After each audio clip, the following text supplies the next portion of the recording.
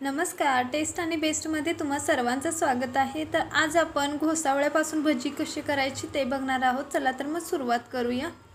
तर या ठिकाणी मी इथं पाव किलो घोसावळे घेतलेले आहेत, म्हणजे 2 घोसावळे आलेत त्यामध्ये। तर स्वच्छ धुवून घेतलेली आहे आधी।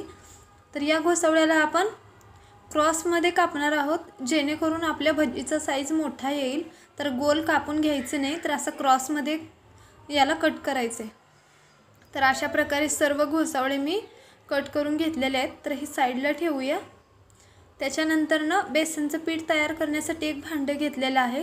त्यामध्ये 1 वाटी बेसन, चवीपुरतं मीठ, 1 चमचा लाल तिखट, थोडीशी हळद, यामध्येच मी इथं जिरा पावडर टाकत आहे अर्धा चमचा, थोडासा सोडा टाकलेला आहे। अर्धा चमचाला पण कमी सोड्याचा वापर करायचा कारण भजी तेलकट होतात। आणि अर्धा चमचा ओवा घेतलेला। तर अशा प्रकारे हातावरती सर्व मिक्स करून घ्यायचं आणि मग टाकायचं। थोडीशी कोथिंबीर, तर यामध्ये थोडं पाणी ॲड करून याला आपल्याला पीठ मिक्स करून घ्यायचं। तर हे बॅटर जे आहे ते थोडंसं घट्ट ठेवायचं, म्हणजे रेग्युलर आपण जे भजीला तयार करतो त्या प्रकारे करायचं नाही आहे, त्याच्यापेक्षा थोडंसं घट्ट असायला पाहिजे। तर बघू शकता परफेक्ट असं आपलं बॅटर तयार झालेलं आहे भजीसाठी।